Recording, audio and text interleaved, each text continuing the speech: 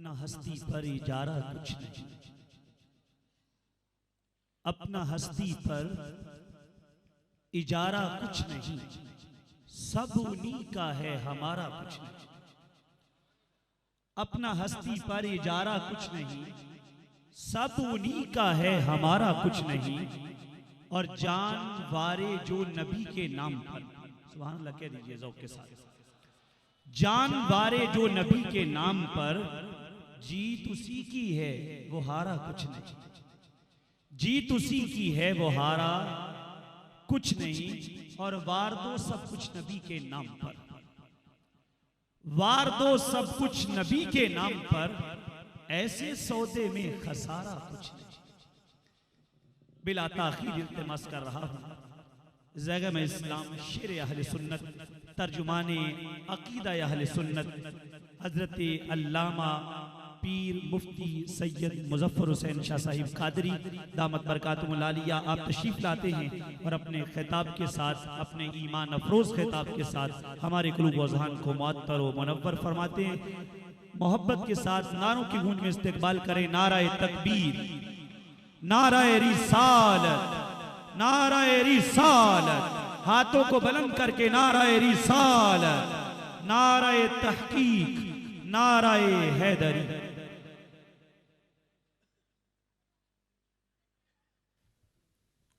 अस्सलामु अलैकुम व रहमतुल्लाहि व बरकातुहू। रब्बि इश्रह ली सदरी व यस्सिर ली अमरी वहलुल उक़दतम मिन लिसानी यफ़क़हू क़ौली। अल्हम्दुलिल्लाह, अल्हम्दुलिल्लाहिल मुब्दिइल मुईदल गनिय्यिल हमीद, वस्सलातु वस्सलामु अला अशरफिल अंबिया'i ख़ातिमिन नबिय्यीन सय्यिदिल मुरसलीन शफ़ीइल मुज़निबीन सय्यिदिल अव्वलीन वल आखिरीन सय्यिदिना व हबीबिना नबिय्यना व करीमिना व मौलाना मुहम्मद अब्दुहु व रसूलुहु बिल हुदा व दीनिल हक़्क़ि अरसला। अम्मा बादु फ़अऊज़ु बिल्लाहि मिनश शैतानिर रजीम। बिस्मिल्लाहिर रहमानिर रहीम।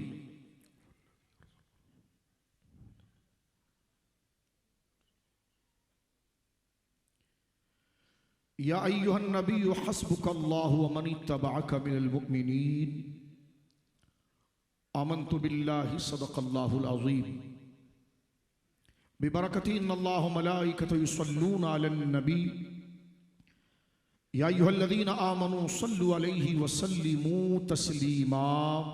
कोई जुबान खामोश न रहे। अल्लाहुम्मा सल्लि अला सय्यिदिना व मौलाना मुहम्मदिन तिब्बिल क़ुलूबि व दवाइहा व आफ़ियतिल अब्दानि व शिफ़ाइहा व नूरिल अब्सारि व ज़ियाइहा व अला आलिहि व सहबिहि व बारिक व सल्लिम सलातन व सलामन अलैका या सय्यदी या रसूलल्लाह।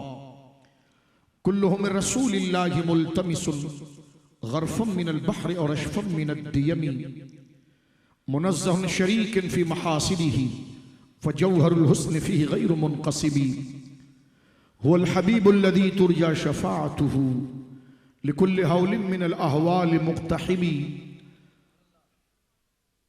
फ़मबलग़ुल इल्मि फ़ीहि अन्नहु बशरुन व अन्नहु ख़ैरु ख़ल्क़िल्लाहि कुल्लिहिम सुम्मा रिदा नबी बकरिन व अनुमरा व अनलिय्युम व अन उस्मान ज़िल करमी मौला सल्लि व सल्लिम दाइमन सरमदा अला हबीबिका खैरिल खल्क़ि कुल्लिहिम। वो उमर जिसके आदा पे शैदा सक़र, वो उमर जिसके आदा पे शैदा सक़र, उस खुदा दोस्त हजरत पे लाखों सलाम। उनके मौला के उन पे करोड़ों दुरूद, उनके असहाब व इतरत पे लाखों सलाम। एक मेरा ही रहमत पे दावा नहीं, शाह की सारी उम्मत पे लाखों सलाम। अल्लाह की हम्द व सना नबी मुहतरम नबी मुअज़्ज़म बाइस तख्लीक़ अर्द व समा सल्लल्लाहु अलैहि व अला आलिहि व सहबिहि व बारक व सल्लमा की बारगाह मुक़द्दसा में इंतहाई मोहब्बत व अक़ीदत के साथ दुरूद व सलाम पेश करने के बाद तमाम तारीफ़ अल्लाह वहदहु ला शरीक के लिए है। मैं अपनी जानिब से हुज़ूर शहंशाह विलायत सरकार सैयदुना शाह लासानी रदी अल्लाह ताला अन्हु वरदाहु अन्ना के इस मुक़द्दस उर्स पाक पर तमाम शामिल महफिल को मुबारकबाद पेश करता हूँ। और आज का यह मुक़द्दस उर्स जो इल्म फ़िक्र और इल्म दानिश की एक आमजगाह और तरबियत कदा है, जिसकी सियादत व क़ियादत फरमा रहे हैं आबरू तरीक़त पीर तरीक़त रहबर शरीयत हज़रत क़िबला सैयद ज़फ़र इक़बाल शाह साहब आबिद मुजद्दिदी नक्शबंदी अतालल्लाहु उम्रहू। अल्लाह रब्बुल आलमीन हज़रत पीर साहब क़िबला को सेहत व सलामती अता फरमाए। और ये सारी बज़्म आपकी इल्म दोस्ती और आपका रासिख़ुल अक़ीदा होना और अपने असलाफ और अपने अकाबिर की तालीमी और नशर दीन की उस फ़िक्र का हरीम और मुहाफिज होने का मुबोलता सबूत है।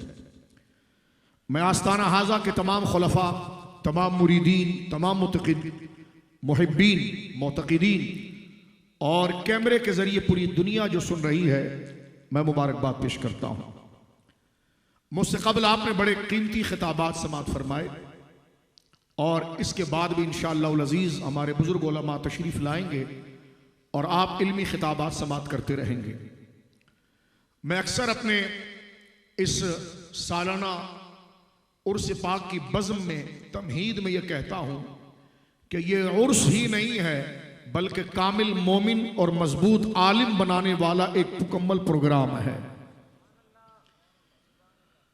मुतअद्दिद मसाइल पर, चाहे वो अकायद के बाब से हो, आमाल व अखलाक के बाब से हो, मुआशरत व इस्लाह के हवाले से हो, बिहम्दिल्लाह ताला ये उर्स की शरई हैसियत, ये उर्स पाक अल्हम्दुलिल्लाह अहले सुन्नत के कहे हुए और बयान किए हुए जो शरीयत का मशरू उर्स है उसकी मुकम्मल तर्जुमानी करता है।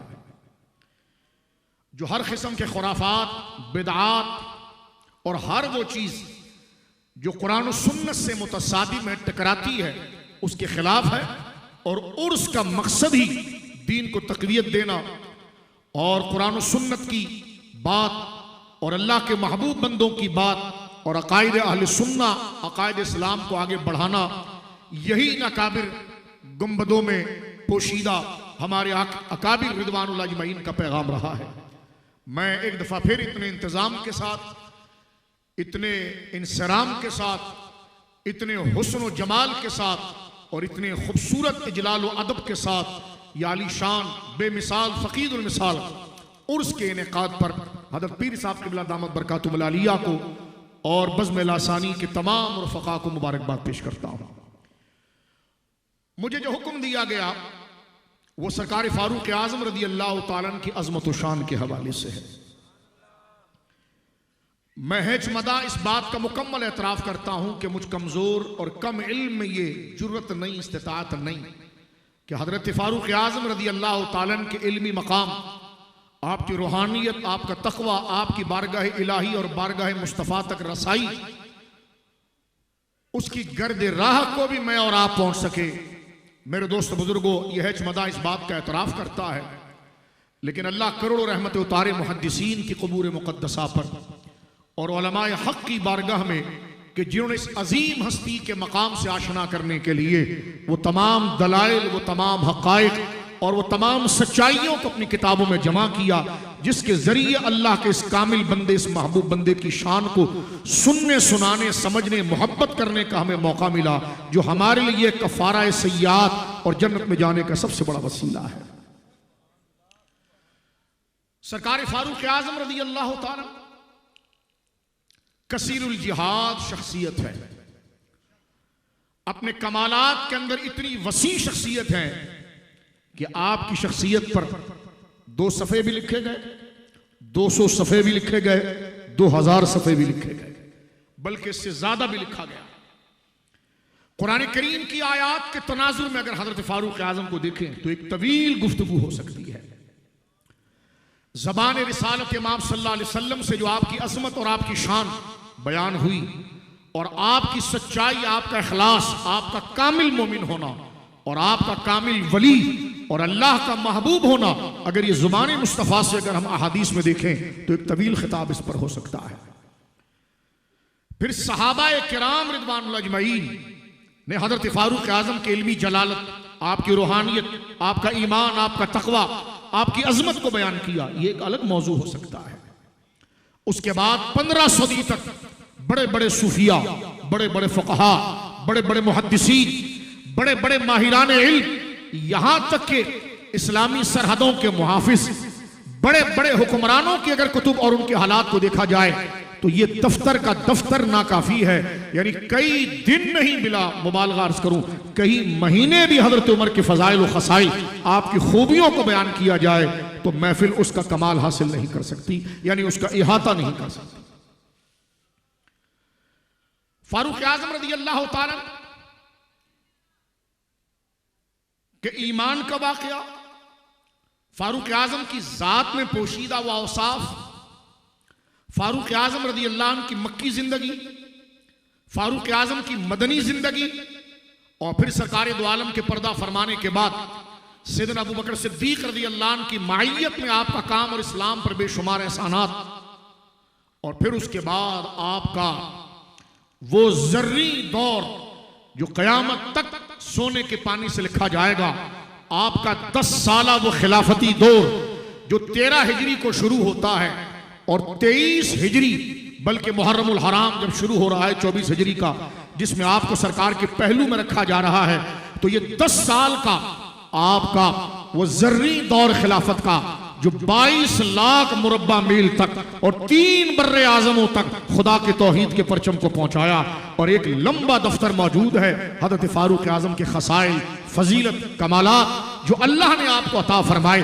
यही कहा जाएगा कि ज़ालिका फ़ज़्लुल्लाहि युतीहि मन यशा, ये अल्लाह का फजल है, अल्लाह जिसे चाहे नवाजे। क्योंकि वक्त मुख्तसर है और तलबा भी बैठे हैं, तो लिहाजा जोश खिताबत की बजाय कुछ तालीमी और ख़ास तौर पर कुछ तहकीकी बातें हज़रत फारूक आज़म की ज़ात मुक़द्दसा के हवाले से हो जाए। इसलिए कि अहले सुन्नत व जमात का ये नज़रिया है, ये अल्लाह के सच्चे फरमान बरदार बंदे हैं, इसलिए ये रसूलुल्लाह पर ईमान लाते हैं, और ये रसूलुल्लाह के सच्चे गुलाम हैं, इसलिए हर हुजूर की निस्बत का हया और अदब और मोहब्बत करते हैं, चाहे वो साहबा किराम हो, चाहे वो अहले बैत इज़ाम हो। यही हजरात अहले सुन्नत व जमात का सबसे बड़ा हुस्न और कमाल है। आगे बढ़ना चाहता हूं, वक्त मुख्तसर है। हजरत फारूक आज़म रज़ी अल्लाह ताला एक नाबिगा रोजगार शख्सियत, मुराद रसूल जिनको हुजूर ने मांगा, अल्लाह से मांगा, वो हस्ती जो फारिक हक व बातिल है, वो हस्ती जिनका तकवा और तसव्वुफ और रूहानियत में यकीन की उस मंजलियत पर मौजूद है कि अगर आप में कमी है तो सिर्फ नबूवत की कमी है। रूहानियत और इल्म में यह मकाम है। इल्म के अंदर, क्योंकि एक अजीम वली के अंदर 2 कुव्वतें होती हैं, एक उसकी कुव्वत इल्मिया और एक कुव्वत अमलिया। कुव्वत इल्मिया में देखें आप तो मकाम यह है कि आप उम्मत के मुहद्दस साहिब फरासत है और होने वाले वाकयात को पहली समझने वाले हैं, और हुजूर सैयद आलम के चेहरे के तासुरात को देखकर फौरन इस बात का इदराक करने वाले हैं कि रब्बे करीम आपसे क्या चाहता है और क्या खिताब कर रहा है और क्या होने वाला है। और कुव्वत अमलिया में अगर देखें तो नीयत और यकीन और अमल की पाकीज़गी इतनी है कि शैतान बड़े बड़े को बहकाकर उसके कदम इस्तिकामत को लर्जा बपा करता है, लेकिन उमर सोहबत मुस्तफ़ा में यकीन और तकवे की उस मंजिलत पर है कि रसूलुल्लाह खुद कह गए, जिस गली से उमर गुजर जाए शैतान उस राह को इख्तियार नहीं करता। इससे आप फारूक आज़म की रूहानियत और तकवे का अंदाजा लगाएं। इसीलिए उलमा ने लिखा कि विलायत के दर्जे में जमात सहाबा के अंदर हजरत सैयदना फारूक आज़म का मर्तबा गौसे मुतलक का है। यानी इल्म के अंदर यह दस्तरस है कि ज़बान मुस्तफ़ा से आपको साहिब फिरासत, साहिब बसीरत, मुहद्दिस कहा गया, और अमल का ये मेआर है, नीयत का इखलास।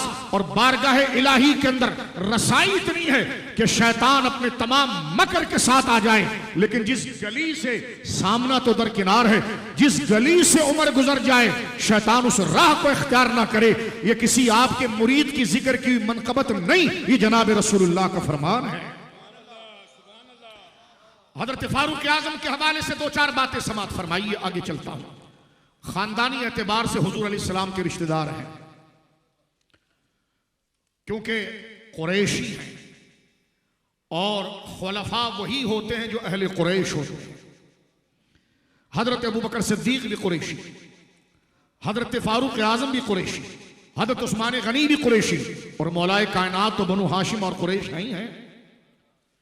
हजरत फारूक आजम रज़ी अल्लाह अन्हु को जो अल्लाह ने कमालात अता फरमाया है, वो ये देखिए कि आप 8वीं और 7वीं पुश्त में रसूलुल्लाह सल्लल्लाहु अलैहि वसल्लम के साथ जुड़ते हैं और आपका नसब मुबारक हो जाता है अब्दी बिन काब, यानी सरकार दो आलम सल्लल्लाहु अलैहि वसल्लम के दादा जान हजरत मुर्रा बिन काब के साथ जाकर, यानी हजरत काब के साथ जनाब रसूलुल्लाह सल्लल्लाहु अलैहि वसल्लम के शजरे के साथ हजरत फारूक आजम का शजरा मिलता है। मसलन अगर आप सरकार का शजराए तरीक़त, शजराए नसब मुक़द्दसा को अगर आप देखें हुजूर सैयद आलम के, तो सरकार के वालिद गिरामी सैयदना अब्दुल्ला, उनके वालिद गिरामी हजरत अब्दुल मुत्तलिब, उनके वालिद गिरामी हजरत हाशिम, उनके वालिद गिनादी हजरत अब्द मुनाफ, उनके वालिद हजरत कुसई, उनके वालिद हजरत किलाब, और उनके वालिद जो हैं मुर्रा, और उनके वालिद काब हैं। तो मुर्रा बिन काब, यानी आप देखिए मुर्रा बिन काब पर जाकर जनाब रसूलुल्लाह सल्लल्लाहु अलैहि वसल्लम का शजरा मुबारक जुड़ता है। तो मुर्रा और अदी ये भाई हैं। मुर्रा रसूलुल्लाह सल्लल्लाहु अलैहि वसल्लम के जद्दे आला और अदी फारूक आजम के जद्दे आला है। यानी ये शजरा मुबारक ऊपर जाकर सरकार दो आलम सल्लल्लाहु अलैहि वसल्लम के शजरे के साथ मुत्तसिल हो जाता है। ये नस्ब की खासियत हजरत फारूक आजम रज़ी अल्लाह तआला अन्हु को बारगाह रिसालत सल्लल्लाहु अलैहि वसल्लम के साथ वासिल कर देती है। दूसरी निस्बत अगर आपके खानदान में देखें तो ऐलान नबूवत से पहले अरब की तारीख में हमें दो बंदे कामिल तौहीद पर नजर आते हैं। एक हजरत वर्का बिन नौफिल और एक हजरत ज़ैद बिन अमर बिन नौफिल। ये दो हस्तियां हैं कि जो जमाने जाहिलियत में इस्लाम का ऐलान नहीं हुआ, क्या कुफ्र है, क्या ईमान है, क्या हलाल है, क्या हराम है, ये चीजें पर्दा खिफा के अंदर है, नबी मौजूद नहीं है। हजरत ईसा के आसमान पर चले जाने के बाद हुजूर सैयद आलम के ज़ुहूर के दरमियान लंबा अरसा हो चुका है, लेकिन हमें अरब की तारीख में मशहूर लोगों में दो कामिल हस्तियां नजर आती है। एक हजरत वर्का बिन नौफिल है और एक ज़ैद बिन अमर है। ये दो हस्तियां हैं जिनका जिक्र बुखारी शरीफ के अंदर मौजूद है। ये वो हैं जो दोनों इस शिर्क और इस बिदआत और गुनाह और खुराफात के माहौल के अंदर भी इनके दामने अकीदे के ऊपर शिर्क की निजासत कभी नहीं आई। ये तौहीद पर कायम रहे और अल्लाह के फरमान पर कायम रहे और दीन इब्राहीमी पर मजबूती से रहे। वर्का बिन नौफिल जो हैं इन्होंने तो ईसाईयत इख्तियार कर दी थी, लेकिन ज़ैद बिन अमर जो हैं ये दीन इब्राहीमी पर साबित थे। बुखारी शरीफ किताबुल अंबिया के अंदर ये रिवायत मौजूद है कि वो ज़ैद बिन अमर, ये कौन है? ये हजरत फारूक आजम के चचा के बेटे हैं। हजरत फारूक आजम के चचा अमर हैं, वो खत्ताब के भाई हैं, और ज़ैद जो है वो अमर के बेटे हैं। इन्हीं के बेटे सईद हैं, सईद बिन ज़ैद जो अशरा मुबशरा में से है, और फारूक आजम रज़ी अल्लाह तआला अन्हु के बहनोई हैं। यानी आपके नसब के अंदर अल्लाह रब्बुल आलमीन जल्ल वाला ने अहले सुन्नत इस पर जरा तवज्जो करें। हम फजाइल फारूक आजम के सुनते रहते हैं, हमारा ईमान का हिस्सा है, लेकिन आपके शजरे पाक और आपके मकाम और अजमत को जरा देखिए। फारूक आजम जहां 8वीं पुश्त में जनाब रसूलुल्लाह से वासिल होते हैं शजरा नसब के अंदर, वहीं पर आपके खानदान में आपके कजन, आपके चचा अमर के बेटे ज़ैद, ये अपने वक्त के तौहीद के बड़े कामिल जनाब रसूलुल्लाह सल्लल्लाहु अलैहि वसल्लम की ऐलान नबूवत से पहले, वही के नुज़ूल से पहले, सही बुखारी में मौजूद है।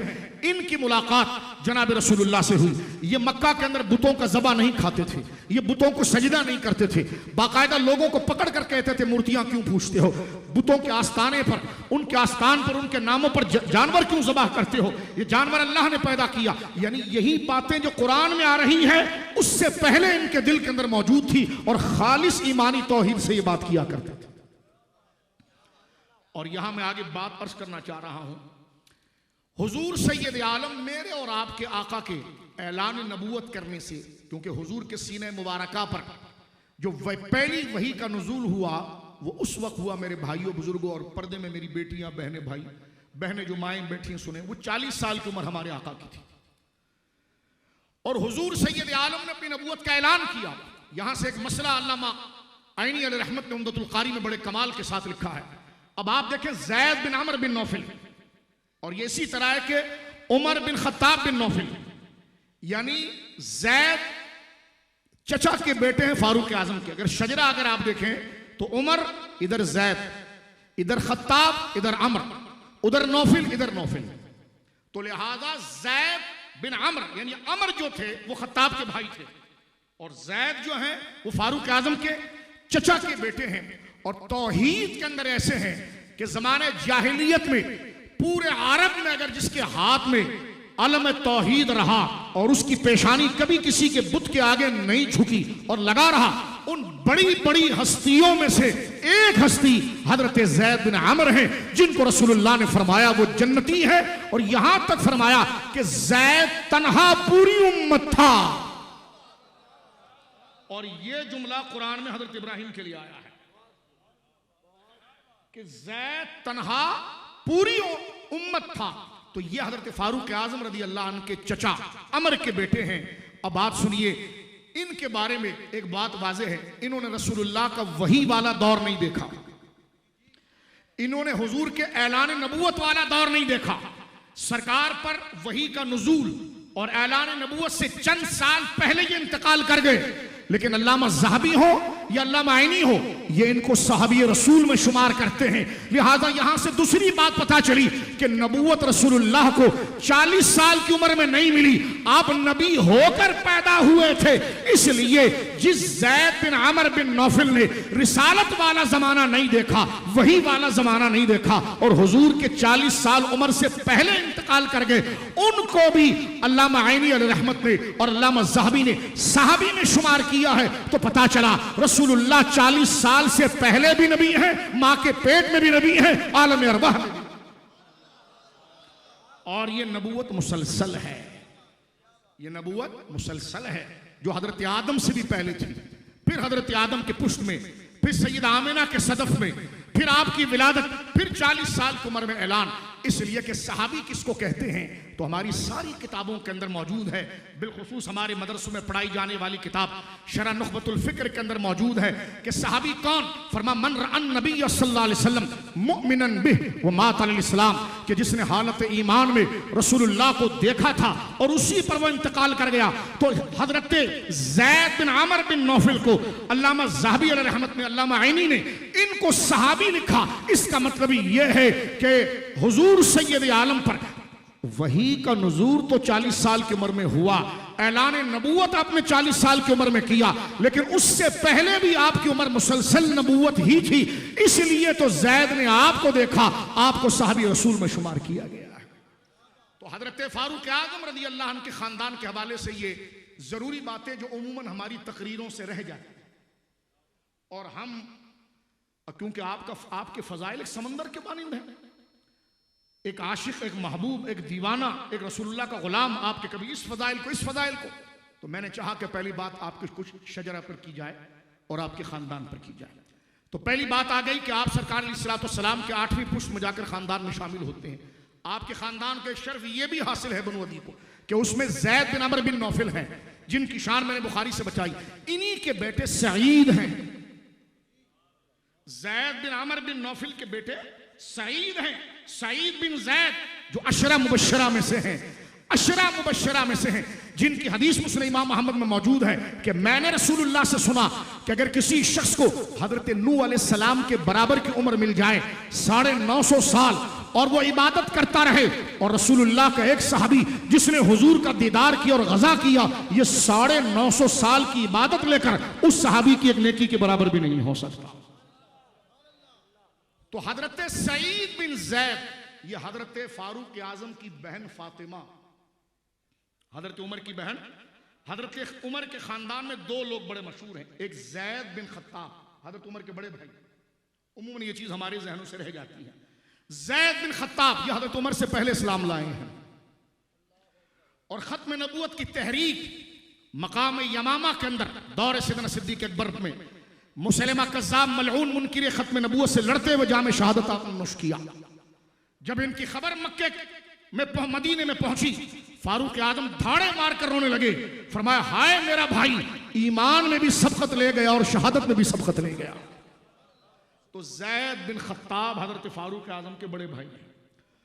आपकी बहन फातिमा जो आपसे पहले इस्लाम लाई है, उनके शौहर हैं सईद बिन ज़ैद जो अशरा मुबशरा में, इनके वालिद ज़ैद बिन अमर हैं, ज़ैद बिन अमर बिन नौफिल जिनका मैं जिक्र कर रहा था। तो ये रोशनियां हजरत फारूक आजम रज़ी अल्लाह ताला अन्हु को पैदाइशी तौर पर अल्लाह रब्बुल आलमीन ने अपने फजल से उनके खानदान को अता फरमाई।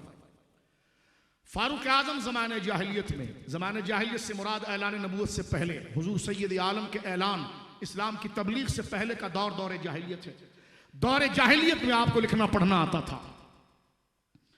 आप जहानत और फतानत में इतने कामिल थे कि आप फारूक आजम की जो भी सीरत पर किताब का मुताला करें अपने और गैर के, आप कुरैश के सफीर थे, एम्बेसडर थे।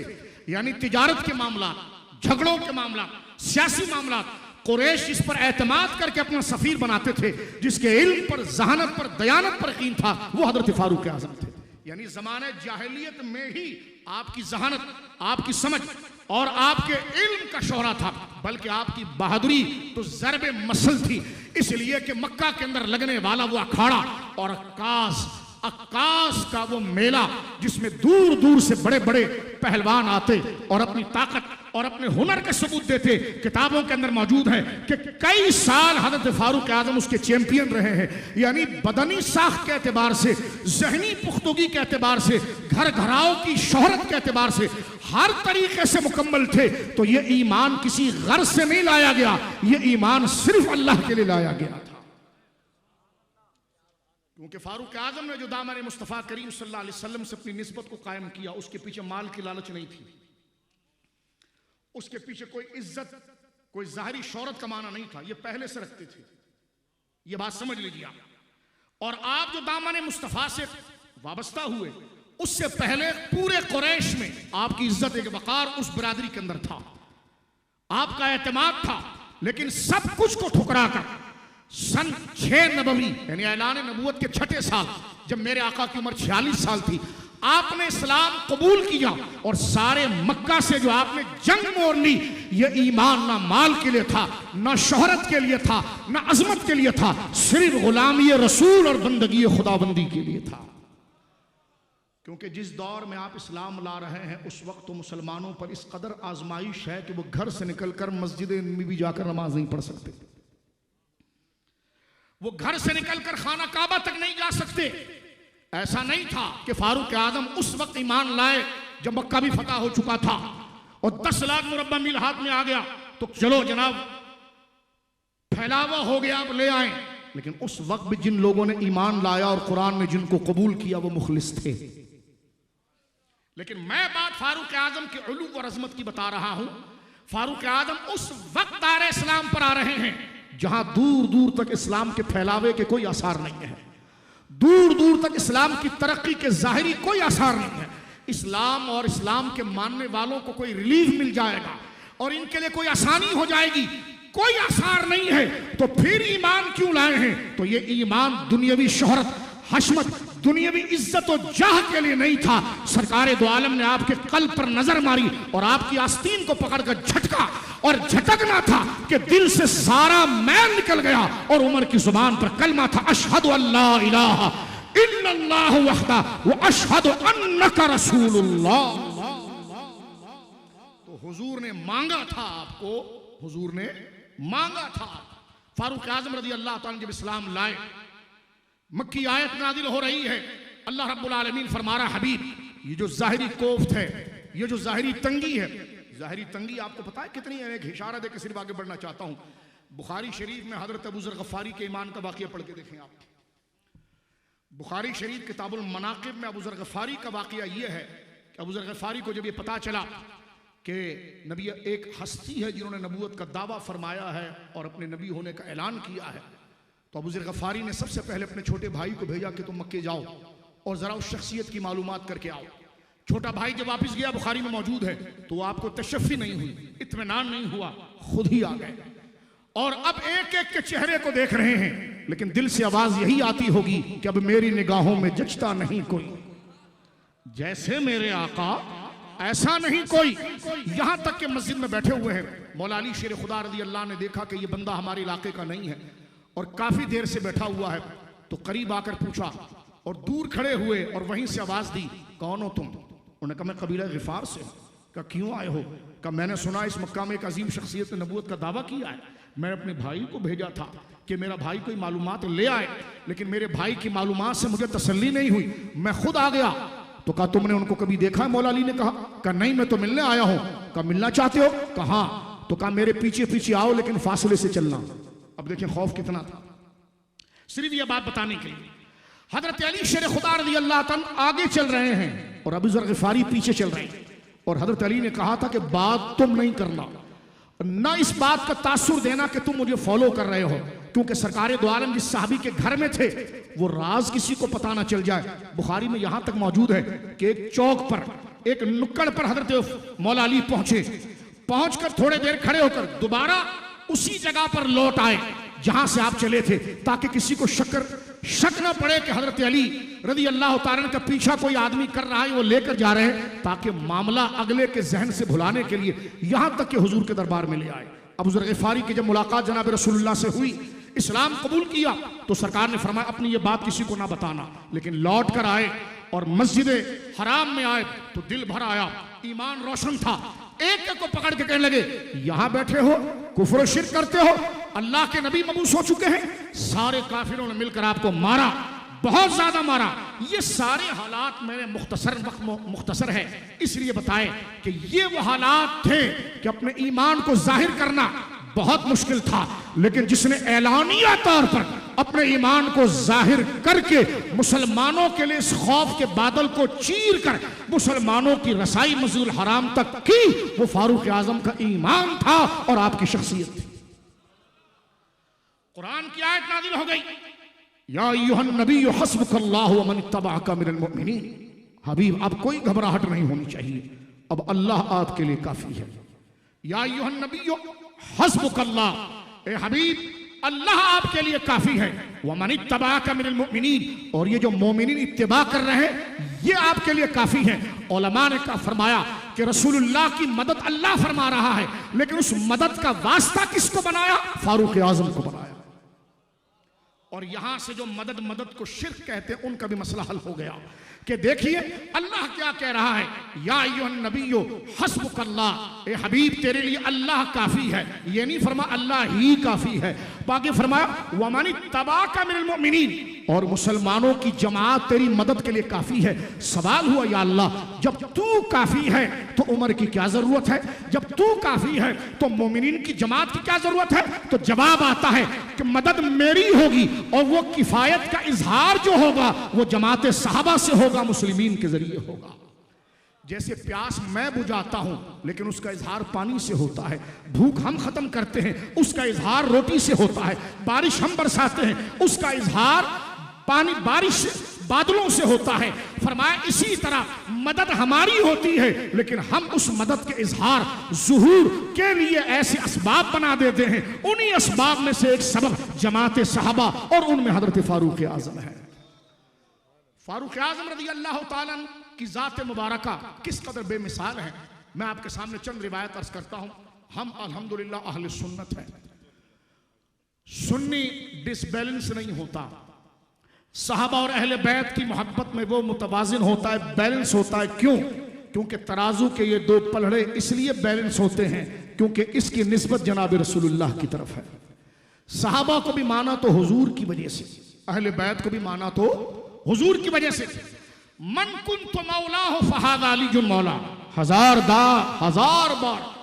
बार इस हदीस पर कुर्बान, मौलाए कायनात शेर खुदा की अजमत पर कुर्बान कि रसूलुल्लाह ने आपके हाथ को पकड़कर उठाकर फरमाया कि जिसका मैं मौला हूं उसका अली मौला है। जो इस बारे में शक करे मुनाफिक है। लेकिन मैं कहना चाहता हूं, जरा आगे बात बढ़कर कुछ ये भी सुनने की कोशिश करें, मौला अली की मौलाइयत को भी कबूल करें और उमर की आफाकियत को भी कबूल करें। मैं खास खिताब क्योंकि अहले सुन्नत से कर रहा हूं, ठीक है ना। अब आप देखिए हजरत मौला का हम तकाबुल नहीं कर रहे हैं, लेकिन अल्लाह ने खुद फरमाया कि नबूवत में सब नबी बराबर हैं, फजाइल में बराबर नहीं। उसी तनादुर में कह रहा हूं, सहाबियत में हर सहाबी बराबर है, फजाइल में बराबर नहीं। जहां मौला अली की फजीलत यह है कि खुम के मकाम पर, गदीर खुम के मकाम पर रसूलुल्लाह आपकी इजहार अजमत के लिए खुद आपका हाथ पकड़कर उठाएं, बोलो सुभान, और कहें मन कुन्तु मौलाहु फहाज़ा अलीयुन मौला। जिसका मैं मौला हूं उसका अली मौला है। कोई मुसलमान इस अजमत से सरे मुंह इनहराफ नहीं कर सकता, बल्कि सुन्नी तो जब भी अली कहता है तो अली नहीं कहता, मौला अली कहता है। तो ये अजमत तो मुसल्लम है। लेकिन मैं आपके बारे में अर्ज करना चाहता हूं, आए सही बुखारी शरीफ के अंदर सरकार दो आलम सल्लल्लाहु अलैहि वसल्लम क्या इरशाद फरमा रहे हैं, क्योंकि हुजूर नबी वो होता है जिसका ख्वाब भी वही इलाही, उसकी जलवत और खलवत के अंदर शैतान की आमिज़िश से उसकी जात को खुदा पाक रखता है, क्योंकि वो मासूम होता है। मासूम उसी इहाते को कहते हैं, उसी दायरे को कहते हैं, उसी वस्फ को कहते हैं कि शैतान बराह रास्त नहीं हो पाता। वो वस्फ, वो हिसार उसको बचाता है, महफूज करता है। इसलिए अंबिया किराम से गुनाह नहीं होता। मेरे दोस्त बुजुर्गों, चाहे ख्वाब हो वो भी हुज्जत, चाहे जलवत की चीजें हो वो भी हुज्जत। फारूक आजम को देखिए, सरकार दो आलम भरे मजमे में साहबा से एक बात कर रहे हैं। हुजूर की अजमत, हुजूर की आदत यह थी कि फजर के बाद अपना ख्वाब सुनाते थे। लोग कहते ख्वाबों से क्या होता है, तो मैंने कहा बुखारी में किताबुर रुया क्यों रखा गया है। आधी आधी बातें ना करें, बात पूरी पढ़कर किया करें। सरकार दो आलम फरमाते हैं कि सच्चे ख्वाब जो है वो नबूवत का 46वां हिस्सा है। तो ना कोई हर ख्वाब हुज्जत है और ना ख्वाब बेकार है। और अगर ख्वाब माज़अल्लाह कोई हैसियत नहीं रखते तो रसूल करीम अपने सहाबा से एक एक से पूछते, तुमने क्या ख्वाब देखा, तुमने क्या ख्वाब देखा, तुमने क्या ख्वाब देखा। आज रसूलुल्लाह क्या फरमा रहे हैं, जरा तवज्जो करना। सरकार दो आलम फरमाते हैं कि बैन अना नाइमुन, मैं नींद की हालत में था। ऊती तो भी क़दह लबनिन, मैंने देखा कि मुझे बाकायदा फरिश्ते एक दूध का बड़ा प्याला लाकर मुझे दे रहे हैं। फशरिब, तो मैंने उस दूध को पिया। फिर हुजूर फरमाते, जब मैंने उस दूध को पी लिया, हत्ता अररिया फखरज फी अस्फारिहा, दूध मैंने इतना पिया, उसकी सफेदी इतनी थी कि मेरी उंगलियों के पोरों से उसके फवारे निकल रहे थे। मैंने इतना दूध पिया कि दूध की सफेदी मेरी उंगलियों से जाहिर होने लगी। फिर हुजूर फरमाते, सुम्मा आक़ैतु फ़ज़ल उमर बिन ख़त्ताब, फिर मैंने अपने दाहिने मुबारक से, अपने मुंह से दूध का प्याला हटाकर उमर को पिलाया। साहबा ने जब देखा कि इतनी बड़ी अजमत, उधर हाथ पकड़ा, इधर मुंह का प्याला पिलाया। अब पूछ रहे हैं साहबा, कालू फमा अव्वलतहु या रसूल अल्लाह, हुजूर आप इसकी क्या तावील और ताबीर करेंगे। हुजूर ने फरमा अल इल्म, फरमा वो इल्म था जो मुझे दिया गया और मैंने जो सैराब हुआ, जो बचा तो मैंने उमर को पिला दिया। ये हजरत उमर के कामिल आलम होने की दलील है, जो सही बुखारी शरीफ में मौजूद है। अब हुजूर सैयद आलम, हम अना मदीनतुल इल्म वालियुन बाबुहा के भी कायल हैं, और अपने मुंह से इल्म पिला देना और अपना हिस्सा खास अता करके उमर को इल्म में बढ़ा देना, सुन्नी इसका भी कायल है। फारूक आजम रज़ी अल्लाह अन्हु का मकाम मर्तबा आप देखिए, ये तो इल्म की इनायत हजरत फारूक आजम रज़ी अल्लाह अन्हु की जात गिरामी पर है। इससे बड़ी बात मैं अर्ज करूं आपके सामने, बुखारी मुस्लिम के अंदर मेरे दोस्तों बुजुर्गों, एक बात मजीद इससे आगे बढ़कर आती है। जनाब रसूलुल्लाह सल्लल्लाहु अलैहि वसल्लम ने मजमा सहाबा में देखते हुए खुद से ही एक अजीब व गरीब वाकया सुनाया। हुजूर खुद एक अजीब वाकया सुना रहे हैं कि इस किस्म का वाकया जाहिर में होता नहीं है। क्या सुना रहे हैं? सरकारी दो आलम फरमाते हैं कि एक बकरी चराने वाला बकरी चरा रहा था। एक बकरी चराने वाला, हुजूर फरमा रहे बुखारी मुस्लिम, बकरी चरा रहा था। अचानक भेड़िए ने एक बकरी को दबोच लिया और किनारे पर ले गया। ये हुजूर किस्सा सुना रहे हैं। जब चरवाहे ने देखा कि मेरी एक बकरी को भेड़िए ने पकड़कर किनारे पर ले गया, वो अपने डंडी सोटा उठाकर भागा और भेड़िए को भगाया और अपनी बकरी को बचाया। रसूल करीम कहते हैं सल्लल्लाहु अलैहि वसल्लम, जब भेड़िया बकरी से दूर हुआ तो भेड़िए ने उस चरवाहे से, बकरी चराने वाले से, उसकी मादरी जबान में बात की और उससे कहा कि आज तो तू अपनी बकरी मुझसे बचा रहा है, लेकिन वो दरिंदगी का दौर क्या होगा जब ये सारी बकरियों का चरवाहा मैं हूंगा। यानी कयामत की तरफ इशारा कर दिया। हुजूर ये बात करने के बाद कहते हैं, बताओ कितनी अजीब, अचंभे और ताज्जुब की बात है कि भेड़िया पंजाबी जबान बोल रहा हो, भेड़िया पुश्तो जबान बोल रहा हो, भेड़िया बलोची जबान बोल रहा हो, भेड़िया अरबी जबान बोल रहा हो, यानी जो इंसानों की जबान है उसमें वो बात कर रहा है। बताइए है अजीब बात के नहीं है? तो सरकार ये अजीब सा वाकया सुनाने के बाद कहते हैं, बताओ ये अजीब है कि नहीं? साहबा ने कहा हाँ, लेकिन हुजूर कहते आमन तो भी, हाँ ऐसा होगा और हो सकता है, इस पर मैं ईमान लाता हूं, वो अबू बकर और उमर, और अबू बकर भी ईमान लाता है और उमर भी ईमान। इससे हजरत फारूक आजम और सैयदना सिद्दीक अकबर की रूहानियत का अंदाजा लगाइए। यानी ईमान यकीन के साथ है और यकीन रूहानियत और मारिफत का सबसे ऊंचा दर्जा है। और जनाब रसूल करीम सल्लल्लाहु अलैहि वसल्लम इस मनसब पर फाइज करते हुए शहैन करीमैन के बारे में फरमाते हैं कि इस बात पर यकीन मुझे भी है और मेरे यकीन के साथ जिसका यकीन जुड़ा हुआ वो अबू बकर है और वो उमर है। इससे आप अंदाजा लगाइए शान फारूक आजम रज़ी अल्लाह ताला में इससे बड़ी करामत और मेरे दोस्तों बुजुर्गों अजमत क्या होगी। तीसरी हदीस में बुखारी शरीफ से फिर पढ़ दूं आपके सामने, फिर कुरान की तरफ में आता हूं। जब सैयदना फारूक आजम की शहादत हो गई, हजरत अब्दुल्लाह इब्न अब्बास रज़ी अल्लाह अन्हु कहते हैं कि फवदा उमर वाला सरीरी, हजरत उमर रज़ी अल्लाह ताला अन्हु का जसद मुबारक जो है वो चारपाई पर रखा हुआ था। फतकन्नफहु नास, लोग गिर्द जमा हो गए थे। युसल्लून व यदऊन क़ब्ल अन यरफ़ा, आपको तदफीन के लिए उठाने से पहले लोग दुआएं कर रहे थे। हजरत अब्दुल्लाह इब्न अब्बास कहते हैं गम तो हमें भी बहुत था कि फारूक आजम की शहादत हो गई और मैं आपके जसद मुबारक को देख रहा था। इतने में एक शख्सियत ने मेरे कंधे को बड़ी सख्ती के साथ पकड़ा और पकड़ते हुए वो कहने लगे, हाय ए कफन में लिपटे हुए शख्स, तू खुदा तुझे तेरे इन साथियों के साथ मिला दे। मैं भी अगर ये ख्वाहिश करूं कि अपने रब से मिलूं तो किसके तकवे वाला लिबास इख्तियार करूं, वो तू है। कहते ये बात जब मैंने सुनकर पीछे देखा तो मौला अली थे जो हजरत उमर के लिए बात कर रहे थे। कहते कि फिर मैंने मजीद तवज्जो की। अब्दुल्लाह इब्न अब्बास अहले बैत कहते हैं कि फिर मैंने ये सुना कि हजरत मौलाए कायनात फरमा रहे थे कि मैंने हमेशा हुजूर से ये सुना है कि खरज तो अना अबू बकर व उमर, ज़हब तो अना अबू बकर व उमर, वो दखल तो आना अबू बकर व उमर। यानी हुजूर कभी तन्हा ना रहे। हुजूर से जब पूछा जाता हुजूर आप कहाँ गए, फरमा मैं अकेला नहीं, मैं अबू बकर उमर गए, मैं अबू बकर उमर निकले, मैं अबू बकर उमर ने ये किया।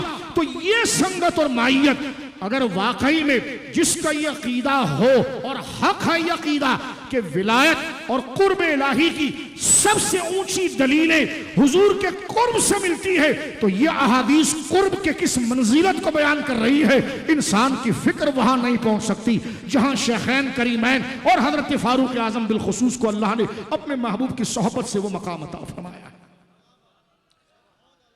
मेरे दोस्तों इसलिए कहा गया, सूफिया एक बात करते हैं देखो सूफी जो होता है वली, वो अल्लाह रब्बुल आलमीन जल्ला व अला की बारगाह, देखो अल्लज़ीना आमनू व कानू यत्तकून, वली की निशानी क्या है कुरान ने बयान कर दिया। अला इन्ना औलिया अल्लाहि ला खौफुन अलैहिम व ला हुम यहज़नून अल्लज़ीना आमनू व कानू यत्तकून, सूरह यूनुस। जल्दी से सुन लीजिए दो चार बातें।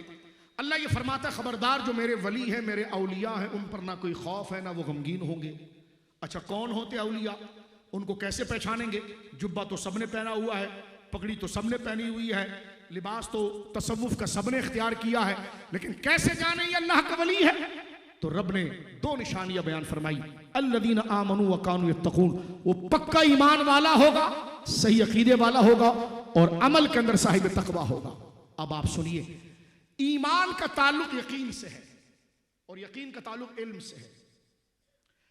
इल्म जितना होगा तो यकीन के आने का जरिया होता चला जाएगा। इसको कहते हैं कुव्वत इल्मिया, ये बुनियाद है। और अमल खालिस नीयत के मुताबिक हो, अल्लाह ही के लिए हो, तो अमल जितना नीयत के साथ बाकी रहेगा वो तकवे के आला मकाम पर पहुंचेगा। यह है कुव्वत अमलिया। अब आप सुनिए, कुव्वत इल्म की दुश्मन है जाहिलियत और कुव्वत अमल की दुश्मन है शैतान के वसवसे और फिस्क। बड़ी प्यारी बात सूफिया लिखते हैं, फरमाया कि विलायत का मदार दो चीजों पर है, एक इल्म की कुव्वत भी मजबूत हो और एक अमल की कुव्वत भी मजबूत हो। इल्म की कुव्वत का असल कमाल तो वही है और अमल की कुव्वत का असल कमाल तो इस्मत है। लेकिन गैर जो गैर नबी हैं उनका हाथ तो यहां तक नहीं पहुंचता कि वही उन पर आ जाए और वो मासूम हो जाए। हां, नबी की सोहबत में यह हो सकता है कि वही तक तो ना पहुंच सके, लेकिन साहिब वही के करीब होकर इतना यकीन पा लें कि मुकाशिफात और इल्हामात और फरासत के लिए उनका सीना खुल जाए। कहा अमल में, तवज्जो सुनिएगा, अमल के अंदर, अमल में तो वो नबी की तरह मासूम ना हो सके, लेकिन हां सोहबत नबी की वजह से ये मियार और अमल में यकीन की इस पुख्तगी को पाले कि शैतान के वसवसे से बच सके। शाह साहब बड़ी प्यारी बात लिखते हैं, शाह वलील्लाह फरमाते हैं, फारूक आजम इन दोनों वस्फ के, बल्कि रहने दीजिए, यही बात पीर महली शाह साहब ने फतावे में लिखी, फरमाया चारों खलीफा जो रसूल के जानशीन बने ये कुव्वत इल्मिया में भी और अमलिया में भी कामिल थे, इसीलिए वो खलीफा बने। अब यहां से पता चला चारों में से एक वली नहीं, जो इस दर्जे में था वो चारों थे, इसलिए उनको नियाबत रिसालत का हक था। लिहाजा ये बात करना कि वो सियासी खलीफा थे और ये रूहानी खलीफा, ये तुम्हारे दिमाग का खन्नास और ढकोसला है। इसका औलिया की गुफ्तगू से कोई ताल्लुक नहीं, ये सरासर रिब्ज है। इसलिए कि रसूलुल्लाह का जानशीन वही बना जो कुव्वत इल्मिया अमलिया इल्मिया में वहां तक तो ना पहुंच सका कि वही को पाए, वहां से उसका हाथ को था, कमजोर था, लेकिन सोहबत रसूल से इस मकाम पर पहुंच गया कि फिरासत और इल्म में वो अपने से गैर से मुमताज हो गया। अमल में वो मासूम तो ना हो सका, लेकिन रसूलुल्लाह की सोहबत में आकर यकीन और फिरासत में विलायत के उस दर्जे में पहुंच गया है। फरमाया इसलिए कहा कि फारूक आजम को इल्मी कुव्वत में मुहद्दस और मुल्हिम कहा गया और अमली कुव्वत में ऐसा बनाया कि अमल को खराब करता है क्या? शैतान जो बंदे के अंदर रियाकारी पैदा करता है। रसूलुल्लाह ने खुद फरमाया मेरा उमर अपने बातनी रूहानियत में इतना मजबूत है, जिस गली से गुजर जाए शैतान उस राह को इख्तियार कर ही नहीं। अब मैं पूछता हूं, कोई एक कवाली फारूक आजम के नाम की भी होनी चाहिए, क्योंकि ये शान हम भी तो देखें आपको, ये शान तवज्जो सुन्नी वो है जो मौला अली को भी विलायत का इमाम मानता है और सैयदना सिद्दीक़ अकबर, फारूक आजम, उस्मान गनी को भी मानता है। लेकिन यह कहना कि अबू बकर की खिलाफत का दायरा जमीन तक है और अली की विलायत का दायरा अर्श तक है, अबू बकर की खिलाफत लोगों की चुनी हुई है और मौला अली की खुदा की चुनी हुई है, हजार दफा बाज आए ऐसी बकवास से हम, ये सारी चीजें दीवार से मारने के लायक है। अल मोतकदुल मुंतकद के अंदर आला हज़रत ने लिखा, यह कौल खबीस है, अगर तू पीरे कामिल बन सकता है तो जो रसूलुल्लाह का जानशीन अबू बकर हो वो रूहानियत से खाली हो। और इतनी सीधी सीधी बात करो, इतना इंतशार इस्लाम में हो चुका है, ऐसी बेकार की शेखी बगारने की क्या जरूरत है कि खुद भी अपनी सिकात और आखिरत को तबाह करो और कौम को अपनी फजूल अकीदत में बांट दो। यहां पर कहा गया कि जो कुव्वत इल्म में और कुव्वत अमल में जब तक नबी का मजहर ना बने उसमें खिलाफत राशिदा आ ही नहीं सकती थी। यही बात हजरत पीर महदी शाह साहब रज़ी अल्लाह ने फतावा महरिया में लिखा, कहा 30 साल खिलाफत के बाद का दौर और है, लेकिन इब्तिदाई 30 साल में वही रसूल का जानशीन हुआ जो अपने में सबसे बड़ा वली था, सबसे बड़ा आलिम था। तो लिहाजा इसलिए हम अहले सुन्नत व जमात ये बात अर्ज करते हैं कि हमारे नजदीक जो तरतीब खिलाफत की है वही तरतीब अफजलियत की है, जो तरतीब खिलाफत की है वही तरतीब विलायत की है। जो विलायत में पहला था वो पहला बना, यही तरतीब हक है। अब मैं आगे बढ़ जाना चाहता हूं। फारूक आजम रज़ी अल्लाह अन्हु का इल्मी जलाल और मकाम आप देखें कि किस मर्तबे मकाम पर अल्लाह रब्बुल आलमीन ने आपको जलवगर किया हुजूर की सोहबत में। एक हदीस पढ़ के मैं उसका नतीजा निकालता हूं। देखिए हदीस पाक मौजूद है, जनाब रसूल करीम फरमाते कद कान यकून फिल उम्म क़ब्लकुम मुहद्दिसून। ये हुजूर कह रहे हैं मेरे सहाबा तुमसे पहले कुछ लोग ऐसे थे कि पिछली उम्मत में कुछ लोग मुल्हिम थे जिन पर इल्हाम होता था, गैबी खबरें उनके सामने आ जाती थी। जैसे कुरान ने कहा इन्ना फी ज़ालिका लआयातिल मुतवस्सिमीन। मुतवस्सिमीन साहिब फिरासत। साहिब फिरासत किसको कहते हैं? वो लोगों के चेहरे को देखकर समझ जाते हैं कि कल इसके साथ क्या होगा। उसको चलता हुआ देखते हैं तो समझ जाते हैं इसके साथ क्या होगा। यानी फिरासत के अंदर, और फिरासत का माना मुल्ला अली कारी ये कहते हैं मुकाशिफतो व मुआयनतुल गैब, दिल की वो आंख जो गैब को देखती है, दिल की वो आंख जो गैब को देखती है उसको कहा जाता है मुहद्दिस। हुजूर ने फरमाया हर उम्मत में एक नबी के चंद लोग ऐसे थे जो दिलों के राजों को जानते थे। फरमाया मेरी उम्मत में भी है उमर इब्नुल खत्ताब मिनहुम, और मेरा उमर उनमें से है। अब मैं बात को समेट रहा हूं, वक्त बहुत मुख्तसर है। आपने अक्सर सुना है ना कि हजरत उमर की राय पर 18 आयतें उतरी। ये बड़ा कीमती जुमला है। आपने अक्सर सुना है ना कि हजरत उमर जो राय देते थे कुरान वैसे उतर जाता था। समझ में आई बात? हजरत उमर रज़ी अल्लाह ताला, इस पर अलग अलग किताबें लिखी गई। बाद उलमा ने 23 आयत, बाद ने 25 आयत, बाद ने 18 आयत। तवज्जो है, यानी हजरत उमर को पहले पता चल जाता था ये होने वाला है। शाह वलीउल्लाह साहब बड़ी प्यारी बात करते कि उनको पता कैसे चलता था। पता कैसे चलता था? फरमा यूं समझो कि एक वजीर हो और वजीर का एक चहीता गुलाम हो, और वो गुलाम वजीर की मोहब्बत में और उसकी चाल चलन में इस कदर रच बस गया हो कि एक दिन बादशाह ने वजीर को तलब किया और वजीर गया बादशाह से मिलने अपने गुलाम को लेकर। गुलाम को खड़ा दरवाजे पर किया और अंदर जाकर बादशाह से महुए गुफ्तगू हुआ। पीछे खादिम को, उस गुलाम को आवाज तो नहीं आ रही थी, लेकिन वो समझ रहा था कि बात क्या हो रही है, इसलिए कि वो अपने उस आका वजीर का इतना करीब और इतना शनासा था कि उंगलियों के इशारों से और बॉडी लैंग्वेज से समझता था। फरमा ये मकाम उमर का था। सरकार के चेहरे को देखकर समझते थे ये बात होने वाली है। और जो आप कहते थे वो हो जाता था। पर्दे की आयत आपकी राय पर उतरी है, मकाम इब्राहिम वाली आयत आपकी राय पर उतरी है, हुर्मत शराब वाली बातें, इस तरह कई आयत। यह हजरत फारूक आजम रज़ी अल्लाह अन्हु का दर्जा विलायत था कि जिसमें अल्लाह रब्बुल आलमीन दर्जा, अल्लाह रब्बुल आलमीन जल्ला वाला ने वो कदर, वो शान, वो अजमत अता फरमाई। लेकिन तक़वा व तहरत और आज़ी और इनकिसारी का वो पैकर। अल्लाह अकबर।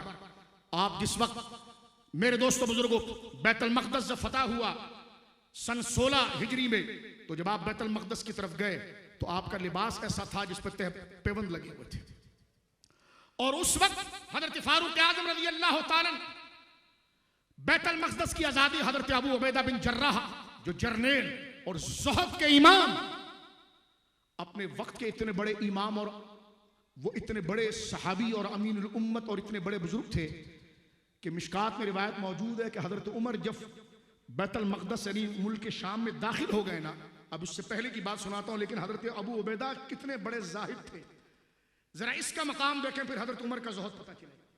अबू उबैदा बिन जर्राह, हजरत उमर जब मुल्क के शाम में आए तो अपने लोगों से कहा भाई सब मेरे से दूर हो जाओ, मैं अबू उबैदा के घर रुकूंगा, और अबू उबैदा तुम मेरे रुकने का इंतजाम करो। उन्होंने कहा, क्योंकि जाहिर सी बात है वो जर्नेल थे और पूरी मुसलमानों की फौज की कमांड संभाले हुए थे और मुल्क के शाम में पूरा मुल्क का शाम का कंट्रोल आपके पास था, तो ये नहीं था कि खजाने भरे हुए लूट खसूट चल रहा है।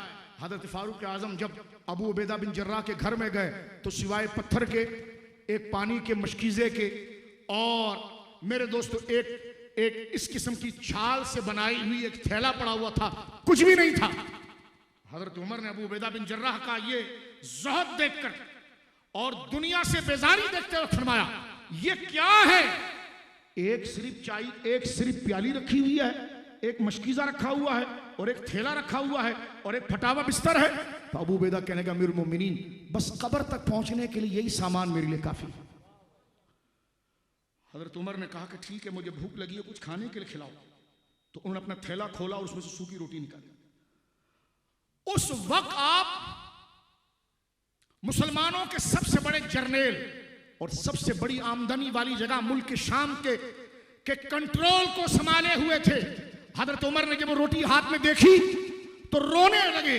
फरमाया, अबू उबैदा, दुनिया ने तुझे ना फंसा सकी और दुनिया के चुंगल से तू निकल गया और दुनिया की शरारत को तू जान गया। यानी हजरत उमर जो है हजरत अबू उबैदा बिन जर्राह के उस ज़ुहद को और तारीख दुनिया होने की तारीफ करते हैं। लेकिन ये बात तो बाद की है।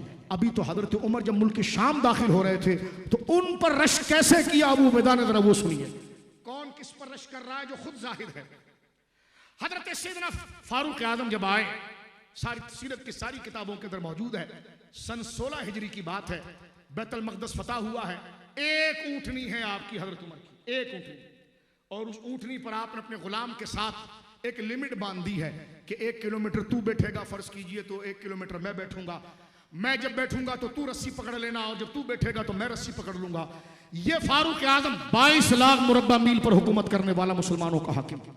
जब आप तशरीफ ला रहे हैं तो आपके लिबास से मुबारका पर 4 पैबंद लगे हुए हैं, और वो वक्त वो है कि यानी बैतुल मक़दस मुल्क शाम की सरहद को पहुंचने का वो वक्त था कि बारी गुलाम की थी और आपको पैदल चलना था। अब सामने अबू उबैदा बिन जर्राह ईसाई पादरियों के साथ और मुल्क शाम के उन हुक्मरानों के साथ जो हजरत उमर को देखकर ये बैतुल मक़दस और मुल्क शाम की चाबी उनके हवाले करने वाले वो इंतजार कर रहे हैं। इतने में ऊंट को प्यास महसूस हुई। अब वो सामने खड़े हैं। हजरत उमर रज़ी अल्लाह अन्हु ने उनकी परवाह किए बगैर ऊंट की रस्सी खींची और सामने पानी का चश्मा था, उसमें पानी पिलाने लगे। हजरत अबू उबैदा एक जुब्बा लेकर नीचे आए और हजरत उमर से कहने लगे, ये आप क्या कर रहे हैं? कौन कह रहा है? जो खुद तारीख दुनिया है। क्या कह रहा है हजरत उमर की सादगी पर? ये आप क्या कर रहे हैं? मुल्क शाम के सारे रईस उमरा आपको देख रहे हैं, आप ऐसा करें, ये लिबास पहन ले ताकि जुब्बा पहनकर आप ऊपर तशरीफ लाएं, और ये ऊँटनी छोड़ दें। ये ऊँटनी को तो गुलाम पानी पिला देगा। हजरत उमर ने कहा, पीछे हटो उबैदा, पीछे हटो। इन्नमा अअज़्ज़नल्लाहु इस्लामा, हमें इस जुब्बे की जरूरत नहीं है, इस शोहरत की जरूरत नहीं है। हमारी जिस हाल में इज्जत है ये इस्लाम की वजह से, और मुझे इन लोगों के ताने की कोई जरूरत नहीं। इसी 4-8 पैबंद अपने लिबास पर लगे हुए शख्स ने इनको गिराया है, तो ये मेरे जुब्बे ने नहीं गिराया, फरमाया इस्लाम की इज्जत ने गिराया। ये हजरत फारूक आजम रज़ी अल्लाह तआला की इनके सारी वो जज्बा, वो तजर्रुदानी दुनिया। हजरत उस्मान गनी एक जुमला कहते हैं कि एक दिन बहुत सख्त गर्मी थी मदीने के अंदर, और हाल ये था दौरे खिलाफत हजरत फारूक आजम का है।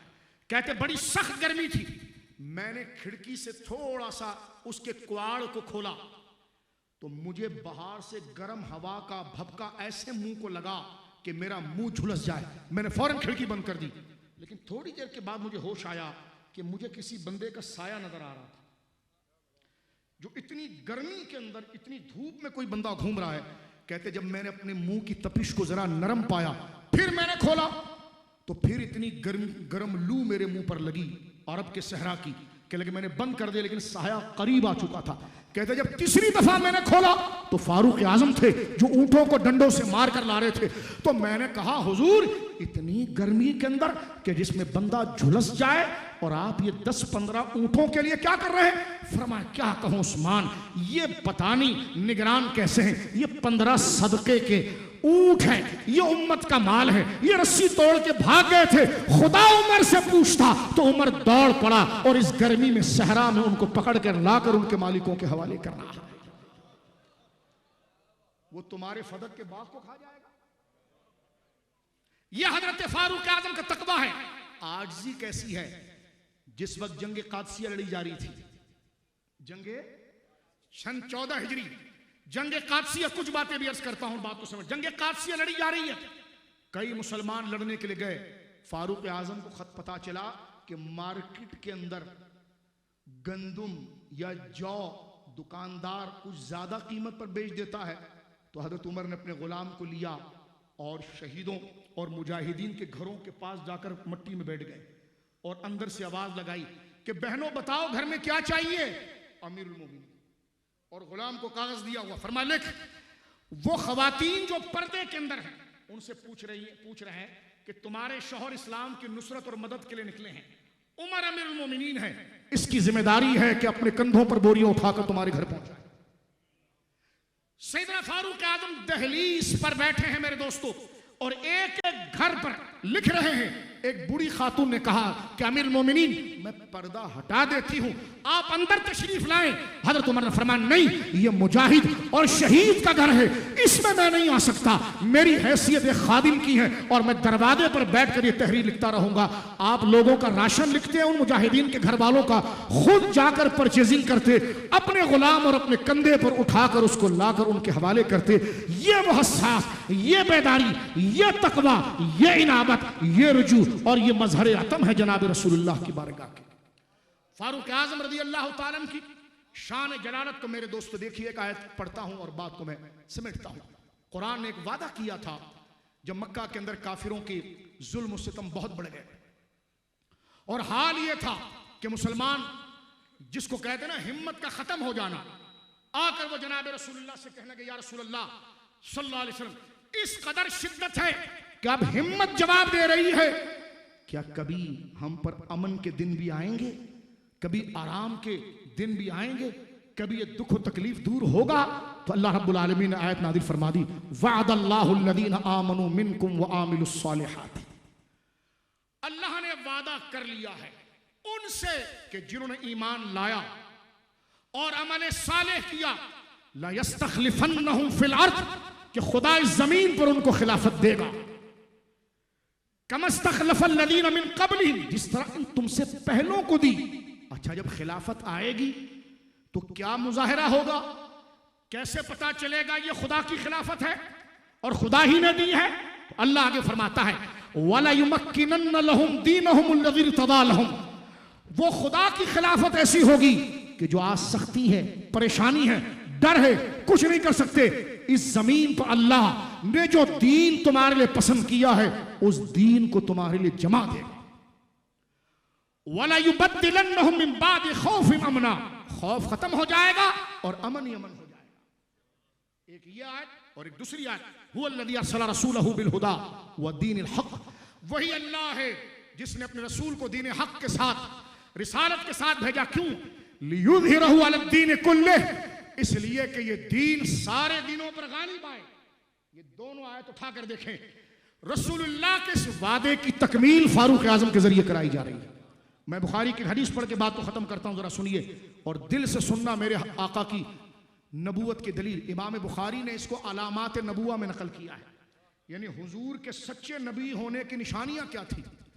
एक दफा हजरत नबी पाक तशरीफ फरमा है, हातिम ताई का बेटा अदी बिन हातिम, वो कहते बैन अना इंदा रसूलिल्लाह सल्लल्लाहु अलैहि वसल्लम, मैं हुजूर के पास बैठा हुआ था तो देखता क्या हूं कि एक बंदा आया, फशका इलैहि क़त सबील, वो कहने लगा हुजूर हम आपसे मिलने के लिए आना चाहते हैं, बार बार आना चाहते हैं, लेकिन हमारे इलाकों में हंगामा इतना है, दहशत इतनी है, इतने डाकू हैं कि अगर हम 200 बंदे भी आए तो डाकू लूट लेते हैं, कत्ल कर देते हैं।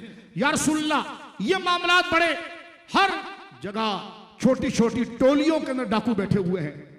सबसे खतरनाक डाकू जो थे वो कबीला बनु तै के थे।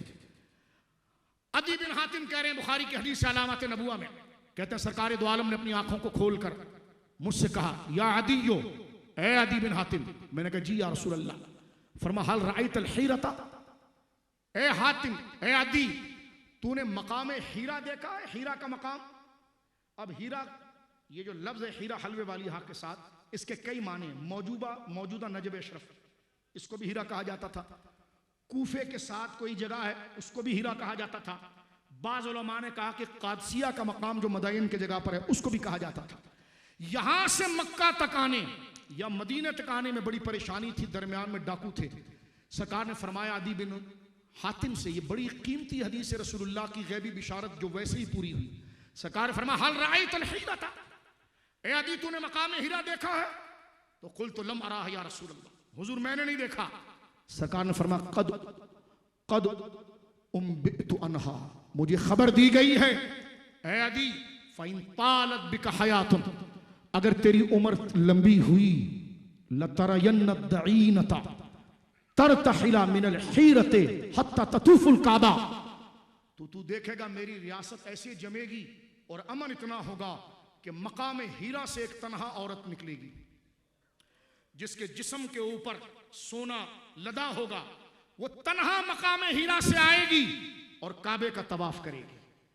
ला तखाफु अहदुन इल्लल्लाह, ऐसा अमन आ जाएगा दी जमीन पर कि उस औरत को खुदा के अलावा किसी का खौफ नहीं होगा। तो अदी बिन हातिम कहते हैं कि कुल तो बैनी व बैन नफ्सी, मैं अपने आप में बात करने लगा, कैसे अमन आ सकता है? अगर ऐसा अमन आएगा तो आईना दुआर तय, तो वो बनु तय के डाकू कहां जाएंगे जो 200 आदमी को मार देते हैं? अल्लज़ी क़द सअरल बिलाद, जिन्होंने इलाकों में फसाद कर दिया, कैसे खत्म होंगे? ये बदअमनी कैसे खत्म होगी? और ऐसा अमन कि एक औरत इतना मील सफर करके तन्हा काबे का तवाफ करने आएगी। ये जुमला कहना था कि सरकार ने आगे की बात फरमाई, फरमा लाइन तालत बिका हयात, ए अदी ये भी सुन ले, अगर तेरी उम्र लंबी हुई, लतरयन्ना, तू जरूर देखे, तो अगर तेरी उम्र लंबी हुई, लतुफ्तहन्ना कुनूज़ल किस्रा, तो इस वक्त की सुपर पावर जिसके नाम से लोग डरते हैं, उसके खजाने तुम अपने हाथों में जमा करोगे। तो अदी कहते हैं मुझे होश नहीं रहा, ये क्या बातें हो रही हैं। तो मैंने हुजूर से कहा, हुजूर किसरबनो हुरमुस, आप किसी ऐरे गैरे किसरा की बात कर रहे हैं या इब्ने हुरमुस की बात कर रहे हैं? सरकार ने फरमाया इब्न हुरमुस, मैं इब्ने हुरमुस की बात कर रहा हूं। बुखारी की रिवायत है, अदी बिन हातिम बूढ़े हो गए, अपने शागिर्दों को यह हदीस सुनाते हुए कहने लगे, अल्लाह की इज्जत की कसम, मैंने उस औरत को देखा जो मकाम हिरा से आई और काबे का तवाफ किया। और सुनो मेरे शागिर्दों, मैं जंग कादसिया में खुद था, किसरा की हुकूमत टूटी और मुसलमानों के झंडे वहां तक पहुंचे, उनके खजाने मदीने लाए गए। और तुम्हें पता है हुकूमत किसकी थी? फारूक आजम की। यानी रसूलुल्लाह की बिशारतें जो थी वो हजरत फारूक आजम के दस्ते मुराद पर एक एक चीज पूरी हुई। मेरे दोस्तों, बात को अगर खत्म करें, 13 हिजरी में आप खलीफा बने। पहला हमला इराक पर हुआ, इराक के ज़ेरे नुगू किया। 14 में कादसिया हुआ, रुस्तम को, और कादसिया के अंदर आपको पता होगा मदयन के मकाम पर, यह जरा जुमला सुनिएगा, मदयन के मकाम पर जब मुसलमान फौज साद बिन वक़ास और हजरत खालिद बिन वलीद किसरा फारस का पीछा करते हुए भागे, तो उन्होंने दरिया दजला के ऊपर से सारे ब्रिज तोड़ दिए थे। अब जगह नहीं थी कि ब्रिज किस तरह वहां पर जाएं, और दरिया दजला समंदर की तरह लहरें मार रहा था। साद बिन वक़ास, हजरत खालिद बिन वलीद, हजरत उमर मदीने के अंदर है, लेकिन हजरत उमर ने एक ही बात सिखाई थी, इज्जत इस्लाम की है, आगे बढ़ो। इज्जत इस्लाम की है, आगे बढ़ो। इज्जत इस्लाम की है, आगे बढ़ो। कादसिया की जंग में सफेद हाथियों से पहला मुकाबला मुसलमानों का हुआ। हजरत काका बिन आमर ने रुस्तम को इस पैबंद खाक किया, जिसको रुस्तम को लोग पहलवान समझते हैं। वो हजरत काका बिन आमर से भागा, दरिया दजला में उतरा, दरिया दजला से खींचकर काका बिन आमर ने उसका काम तमाम किया। वो काका बिन आमर जो 4 दिन से भूखे प्यासे, ये फारूक आजम की कमांड थी। और बात को समेटते हुए सुनिए, दरिया दजला से जाएं कैसे, डूब जाएंगे। दोनों साद बिन वक़ास और हजरत खालिद बिन वलीद एक दूसरे का चेहरा देखते हैं, विलायत देखें हजरत फारूक आजम के दौर की कि वली जो होता है तो जमीन की हर चीज उसकी ताबे हो जाती है। हजरत खालिद बिन वलीद आगे आए, अब दरिया दजला से बातें कर रहे हैं। हदीस के अल्फाज है काला, दोनों ने बैक वक्त कहा, साद बिन अबी वक्कास रज़ी अल्लाह अन्हु और खालिद बिन वलीद ने, या बहरो, ए दरिया, इन्नकी तजरी बि अम्रिल्लाह व बि हुर्मति मुहम्मदिन व बि अदल उमर। बोलो सुभान अल्लाह। जुमला सुनिए आप, ये है फारूक आजम। ऐसे फुदक फुदक कर तुम घटिया जुमले, तुमने उमर को जाना कब है? तुम्हें पता क्या फारूक आजम को? दरिया के किनारे पर खड़े होकर करे, काला या बहरो, ए दरिया, हाय हाय, इन्नकी तजरी बि अम्रिल्लाह, अगर तू अल्लाह के हुक्म से चलती है, वो भी हुर्मत मुहम्मदिन सल्लल्लाहु अलैहि वसल्लम, हुजूर की इज्जत की खातिर चलती है, वो भी आदल उमर, और उमर के आदल, दरिया से बात कर रहे हैं, बाग इधर गया उधर गया, मैंने कहा देख क्या कह रहे हो, बेआदल उमर, उमर के अदल की वजह से चलती है, इल्ला खल्लैतना वल उबूर, रास्ते की रुकावट ना बंद, हमें जाने दे, इल्ला खल्लैतना वल उबूर, रास्ते की रुकावट न बंद, हमें जाने दे। ये कहना था कि खालिद बिन वलीद ने कहा उतरो पानी में।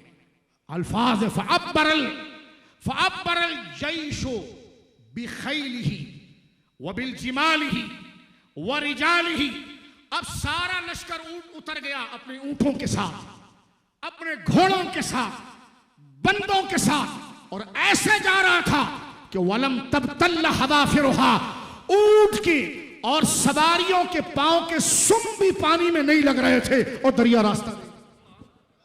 ये सैयदना फारूक आज़म रज़ी अल्लाह अन्हु के दौरे खिलाफत में 13 में इराक फतह हुआ, 14 में कादसिया हुआ, 15 में यरमूक हुआ। बोलो सुभान अल्लाह। 16 हिजरी के अंदर मेरे दोस्तों बैतुल मक़दस फतह हुआ, और बैतुल मक़दस में इंसाफ देखें, जब आए आप तो अंदर आकर आपने ईसाइयों के चर्च का मुआयना किया, क्या अजीम हस्ती थे यार, मुआयना किया, और उस चर्च का पादरी जो था उसको कहा मैंने नमाज पढ़नी है।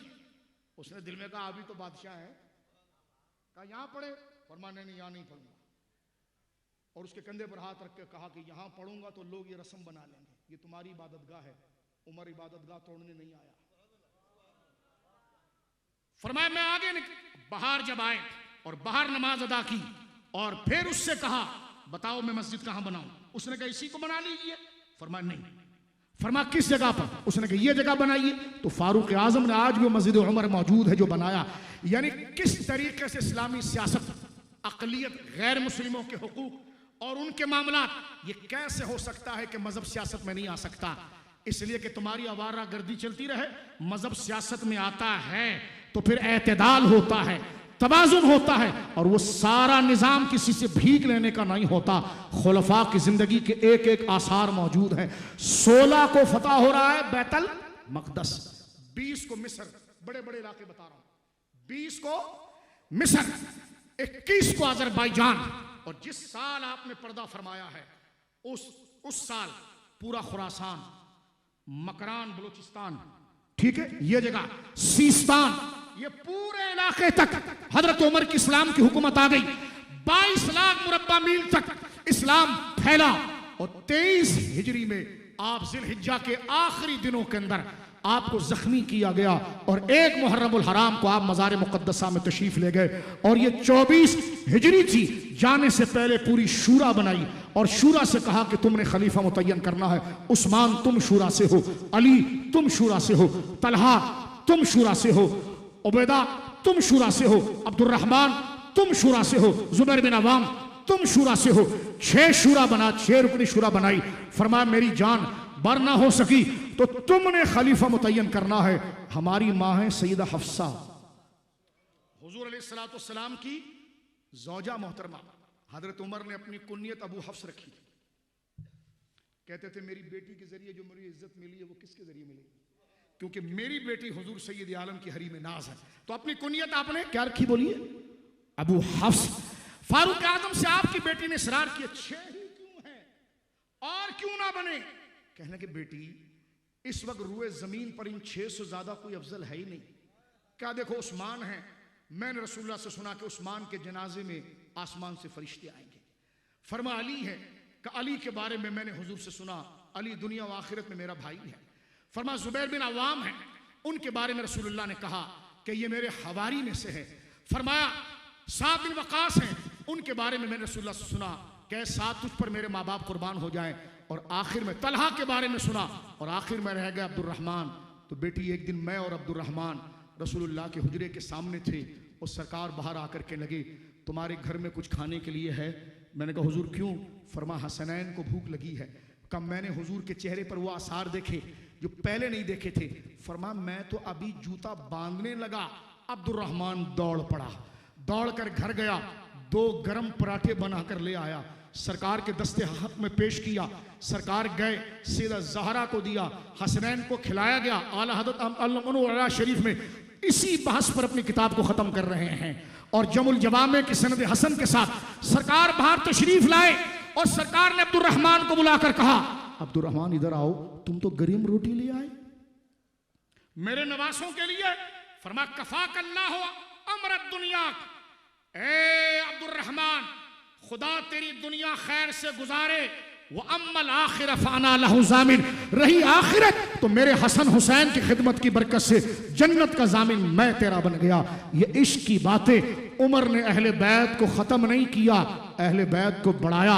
ज़ैनुल आबिदीन हो या इमाम जाफर सादिक हो या इमाम बाकिर हो, इस सिलसिले को शुरू करने वाले सैयदा शहरबानों को हजरत हुसैन के निकाह में देने वाले और नस्ल मुहम्मदी की उस फिरासत से नजर रखने वाले सरकार फारूक आजम है। जमाना गुजर जाएगा, अल्फाज नीचे रह जाएंगे, किताबों के सफ़े ख़त्म हो जाएंगे, लेकिन जो कमाल, जो अजमत, जो बुजुर्गी सरकार फारूक आजम को जनाब रसूलुल्लाह की बारगाह से मिली और जनाब इलाही से मिली, वो बयान, वो कमाल, वो नशर कभी खत्म नहीं होगा। खूब कहा इमाम अहमद रजा ने कि महबूब रब्ब अर्श हैं उस सब्ज कुब्बा में, महबूब रब्ब अर्श हैं उस सब्ज कुब्बा में, पहलू में जलवागाह अतीको उमर की है। अल्लाह रब्बुल आलमीन जल्ला वाला सरकार फारूक आजम के जिक्र के सदक़े सरकार शाह लासानी हुजूर सैयदुना नक्श लासानी हुजूर सैयदुना फ़ख्रुल लासानी की मज़ार मुक़द्दसा पर अनवार तजल्लियात की बारिश फरमाए। और हमने जो जिक्र किया है इनकी निगाह इनायत हमारी तरफ मबज़ूल फरमाए। हुजूर पीर साहब को सेहत दे और ये इल्मी आमजगाह और ये इल्मी मरकज़ और इस इल्मी आंगन को सुबह क़यामत तक अल्लाह रब्बुल आलमीन इसी तरह ताज़ा शुगुफ्ता तरोताज़ा बाकमाल रखे और हमारी आने वाली नस्लें ऐसे सच्चे लोगों के साथ वाबस्ता रहें और इसी पर हमें खात्मा नसीब हो। और कल क़यामत में अल्लाह रब्बुल आलमीन फारूक आजम के झंडे नीचे हमारा हशर फरमाए और उन्हीं के मायत में लिवाए हम तले हमें जमा होने की तौफीक और रसूलुल्लाह की शफात मुक़द्दर फरमाए। वो उमर जिसके आदा पे शैदा सकर उस खुदा दोस्त हजरत पे लाखों सलाम। व आखिर दावाया अनिल हम्दुलिल्लाह।